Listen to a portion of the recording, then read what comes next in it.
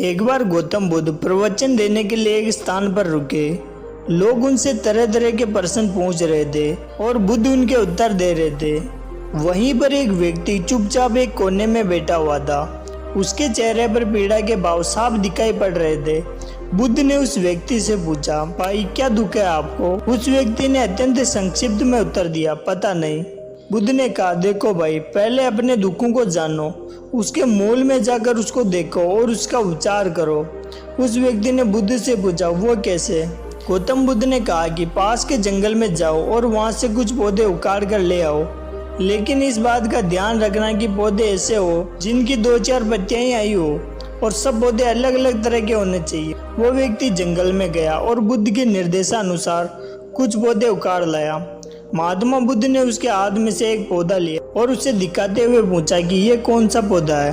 व्यक्ति ने कहा कि ये तो बहुत ही छोटा सा पौधा है, इसकी पत्तियां भी बहुत छोटी छोटी है, इसलिए अभी मेरे लिए ये बता पाना ये कौन सा पौधा है बहुत मुश्किल है।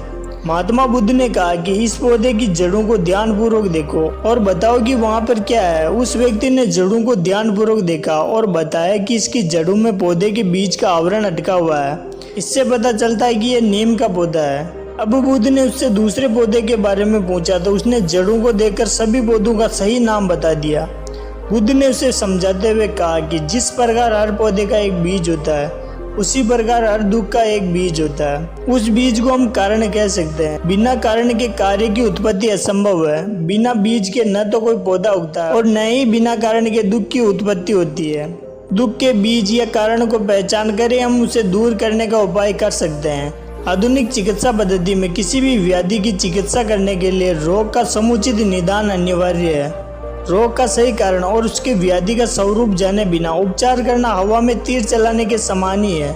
पीड़ा चाहे शारीरिक हो अथवा मानसिक, उसके मूल को खोजना अनिवार्य है। अब कारण खोजने के बाद दुख का उपचार क्या है? महात्मा बुद्ध ने 4 आर्य सत्य उद्घाटित किए हैं। उन्होंने कहा कि दुख जीवन का एक अनिवार्य सत्य है।